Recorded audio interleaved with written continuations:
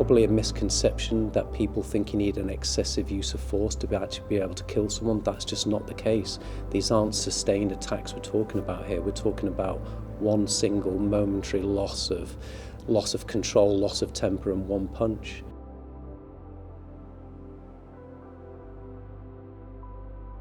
My name's Alan Curtis. I'm a detective superintendent in the major crime team at Humberside Police.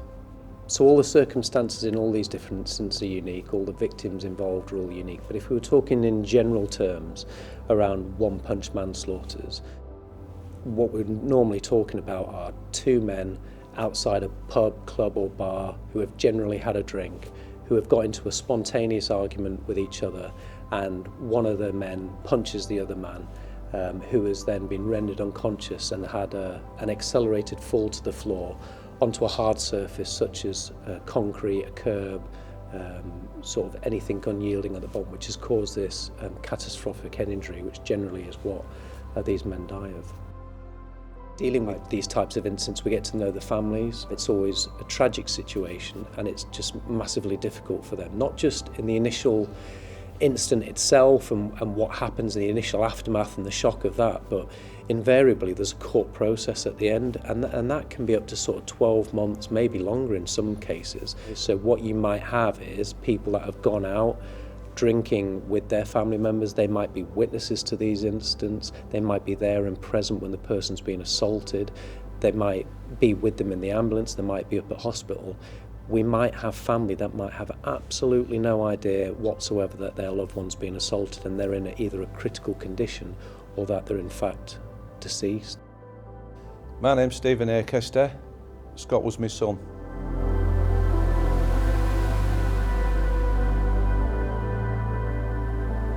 Yeah, Scott was a very popular lad. He had a wide selection of friends. He liked his boxing, any sort of sports and all that lot. He was a family man. I had a real good relationship with him. We used to speak every other day on the telephone with him. My name's Debbie Acaster and I was Scott's mum. Growing up, Scott was quite a shy boy. He had lots of friends at school, but he was quite shy as a person, and he seemed to come out of his shell as he got into his teenage years. And he just loved spending time with his family as well, with Ella, his 4-year-old daughter. I'm Naomi Allen and Scott Acaster was my partner. Yeah, Scott, he was funny, he was my best friend. So when we had Ella, it became me, Scott and Ella. We was like a little team. And Ella was staying over, it was a Friday night, and we was all in bed. It was about 1 o'clock in the morning, and we could hear a telephone ringing. It was the police trying to get hold of us, and to let us know that I'd been in a serious altercation. So obviously my mind started racing what had happened and everything like that. And then I knew something was wrong because the police car turned up from Withensea, which ain't far from us, in a matter of minutes. And then he was taking me to the hospital on his blues and twos. He was going some, you know, 18, 19 miles an hour, he's flying down. I started thinking to myself, something's not right here. I thought maybe a little fight or he fell over or something, so I started to panic a bit then. I arrived at the hospital, Naomi's partner was already there, and I was met by another, I think it was a detective if I remember, and they took me through and Scott was all wired up and all that lot, and then as soon as I saw him I knew something wasn't right. The police officer I spoke to, he says, it's serious, Steve, you know, be prepared. I said, well, just be straight with me, and he was. And he said, I think it's serious, Steve, he's not going to pull out of this. And then I went through and I saw him, he was all tubed up and monitors on him and that, and it just didn't look like Scott. It was just like a shell, and it was heartbreaking really when I saw it. And when Steve went with the police officer, obviously I was left alone thinking what was happening. I didn't know what was going on.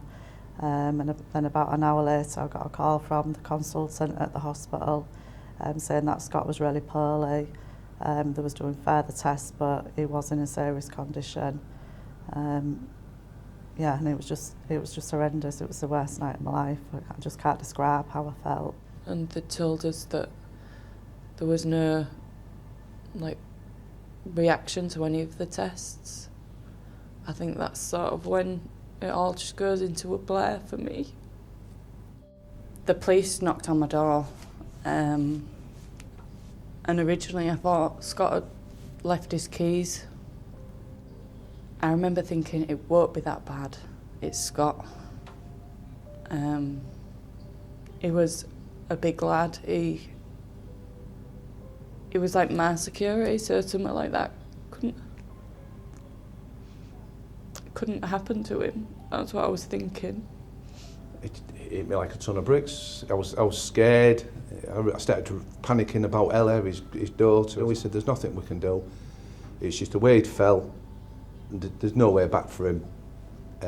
You're going to have to make a decision. Eventually, you know, obviously say your goodbyes. You're going to have to give us the okay when it's ready for you. When you actually look at that, there's something inside you just leaves you. It's like it's something missing. It was my only son. To think that we went into hospital and Scott was still alive. He was 31 years old. He had a young family, and to leave the hospital basically with a memory box. It was just awful.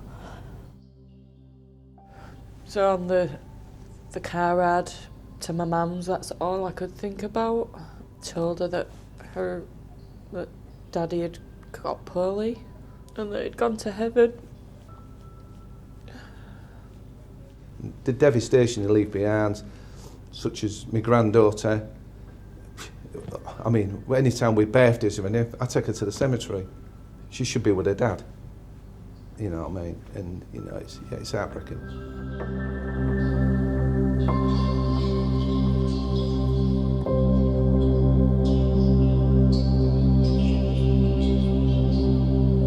I used to ring him every hour just to see where he was and what he was doing.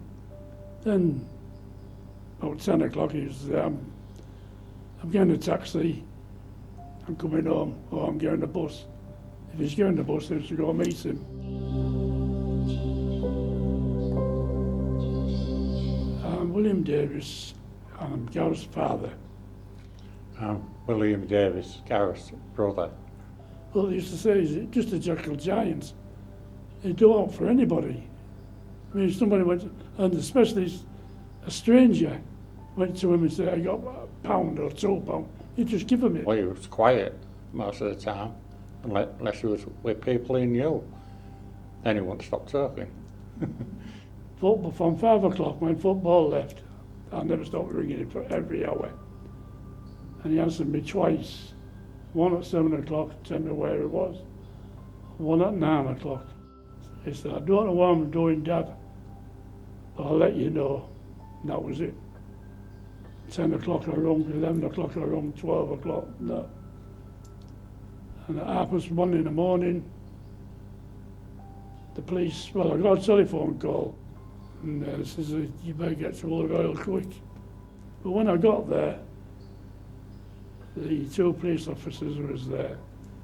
He said, it's bad. But before you go in, see him, it's bad. And what was it, a week after? He called me in. And said, well, she says she's turning the machine off. We had to go. Then the doctors changed their minds. Said, no, we might be able to help him. One of the nurses saw his fingers moving.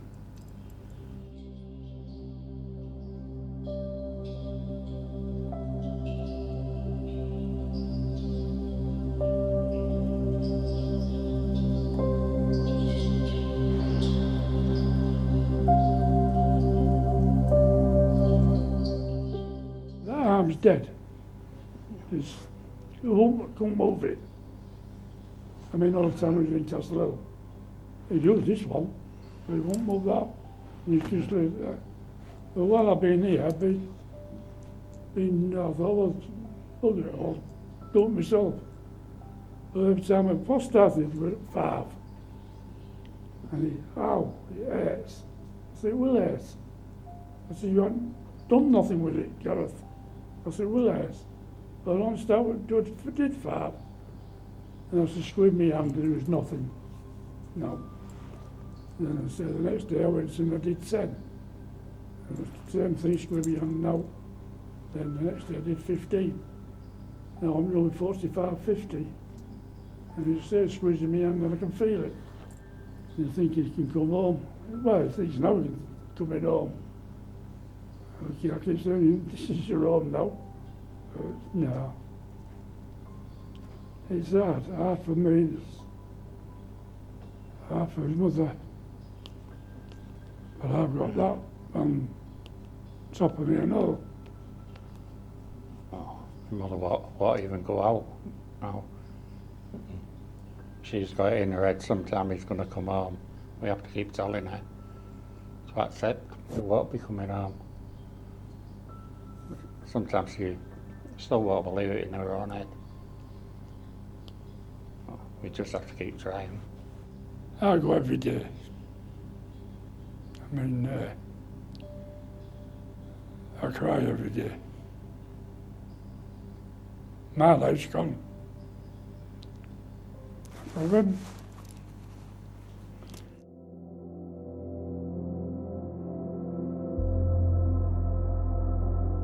We're all parents and all humans at the end of the day, and it's quite difficult to see them going through this.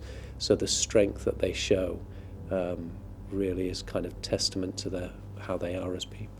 These are regular people that are just involved. You know, people might think, oh, it's youths going out and it's kids fighting and it's kind of in that space, when actually it's really not. It's generally just normal people that are out drinking that have then had these arguments and confrontations over something so silly, so insignificant and so innocuous, and that one decision has then just changed everyone's lives. So if you are heading out this Christmas, by all means enjoy yourself. But if you are getting involved in a confrontational situation, stop, think and walk away, because you could be saving your own and someone else's life. So what happens, just try and, whoever started it, try and ignore them and walk away. All I can say is, don't let this happen to you. If you get into a position where you feel intimidated or anything like that, just walk away. At least you're there the next day. Don't go through what we've been through. Stop and think and walk away and think about our story. If it can happen to Scott, it can happen to anybody. It's just going to ruin a lot of people's lives if it comes to a devastating conclusion like Scott's story.